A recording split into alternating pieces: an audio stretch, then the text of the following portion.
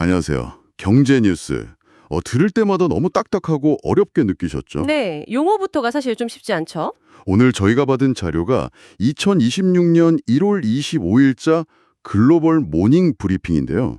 제목이 폭풍전야의 일요일이에요. 네, 아주 의미심장한 제목입니다. 뭔가 큰 게 온다는 거잖아요.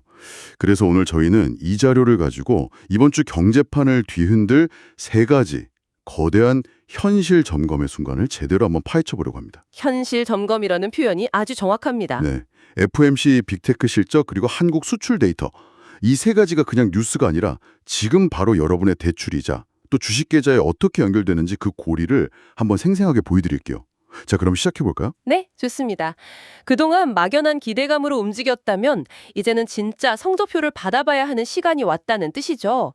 자료에서도 격동의 일주일이라고 표현하고 있거든요. 맞아요. 오늘 이 세 가지 흐름을 미리 딱 짚어두시면 이번 주에 쏟아지는 뉴스들을 훨씬 더 명확하게 보실 수 있을 겁니다. 좋습니다. 그럼 첫 번째 현실 점검 바로 FMC 이야기부터 해보죠. 연방공개시장위원회. 이름부터 너무 어려워요. 하하, 그렇죠. 이게 미국에서 열리는 회의인데 서울에서는 우리가 왜 이렇게까지 신경을 써야 하는 건가요? 가장 쉽게 비유하자면요. FMC는 전 세계 돈의 수도꼭지를 관리하는 회의다. 이렇게 생각하시면 편해요. 돈의 수도꼭지요. 네. 미국 중앙은행 연준이 이 회의에서 기준금리를 정하는데요. 이 금리를 올리고 내리는 거에 따라서 전 세계에 퍼져 있는 달러라는 물의 양과 압력이 조절되는 거죠. 아하, 금리를 올리면 수도꼭지를 꽉 잠그는 거고 내리면 활짝 트는 거군요. 바로 그겁니다. 금리를 올리면 이자를 더 주니까 달러가 미국으로 싹 빨려 들어가고 반대로 내리면 달러들이 전 세계로 퍼져나가서 막 투자를 하게 되죠. 와, 이 거대한 돈의 움직임이 주식, 환율 모든 걸 다 뒤흔드니까 우리가 주목할 수밖에 없는 겁니다. 그렇군요. 근데 자료를 보니까 지금 시장이 눈치 보기 장세에 들어갔다고 해요. 다들 숨죽이고 있다는 뜻 같은데 왜 이렇게 된 건가요?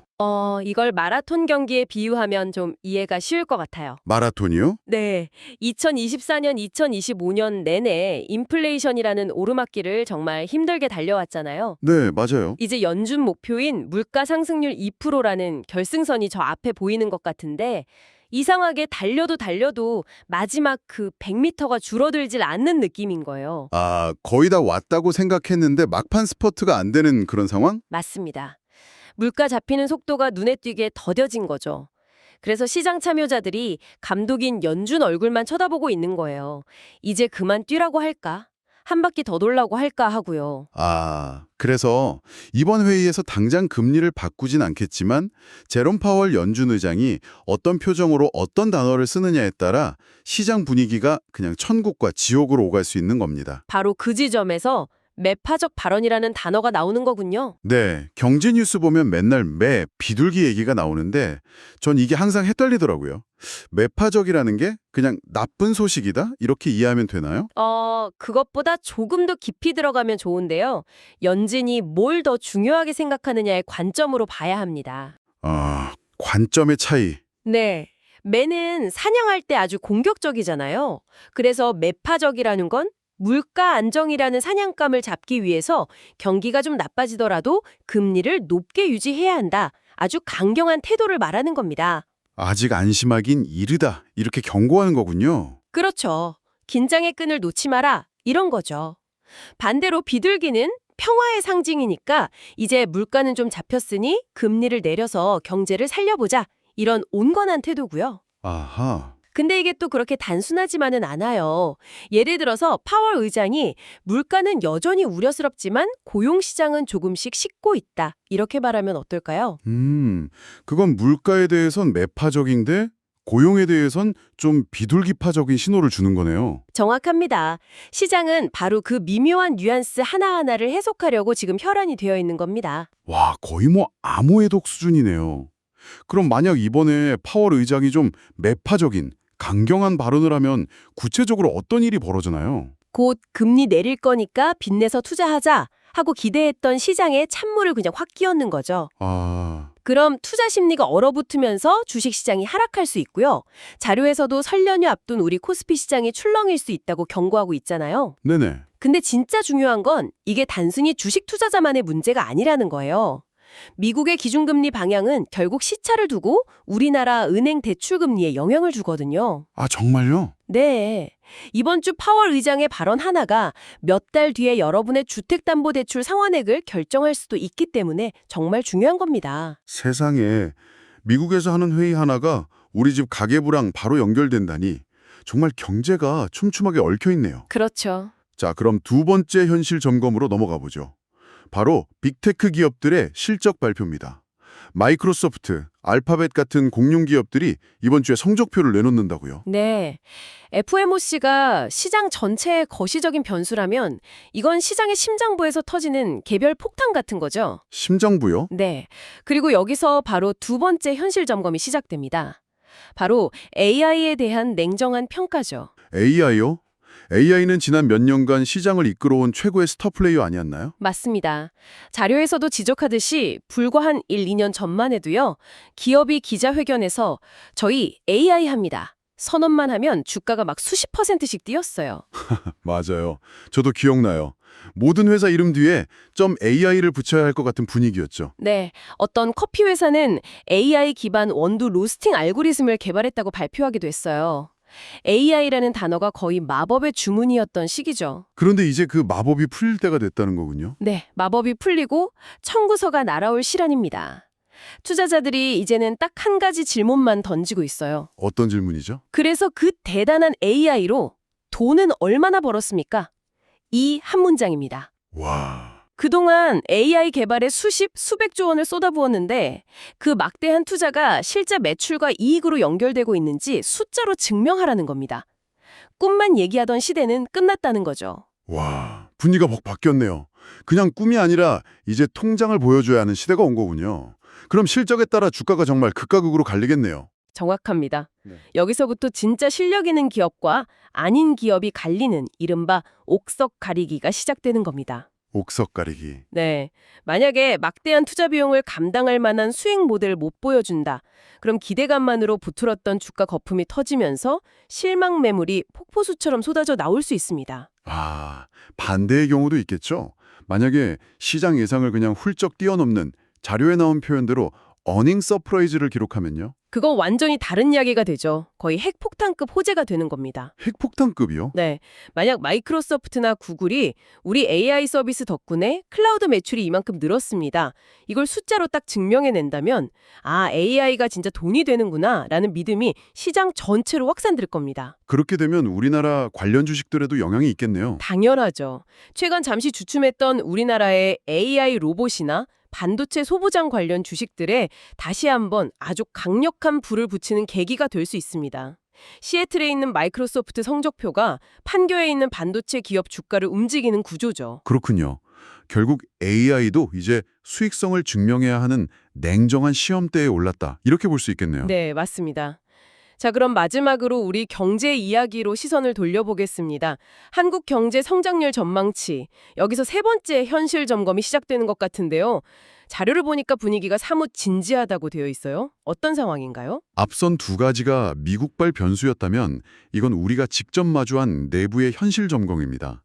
한마디로 경제의 양극화가 심각하기 때문이에요. 양극화요. 네, 저는 이걸 두 개의 엔진을 단 비행기에 비유하고 싶습니다. 한쪽 엔진은 수출이고 다른 한쪽은 매수죠. 있는 모습이에요. 반도체 경기가 회복되면서 수출이라는 엔진은 다시 힘을 내기 시작했는데 네, 내수 엔진은 고금리 고물가 때문에 사람들이 지갑을 닫으면서 거의 꺼지기 직전입니다. 동네 식당 사장님들이 계속 힘들다고 하시는 이유가 바로 이거거든요. 비행기가 한쪽으로 기울어진 채 아슬아슬하게 날고 있는 형국이네요. 맞습니다. 생각만 해도 아찔하죠.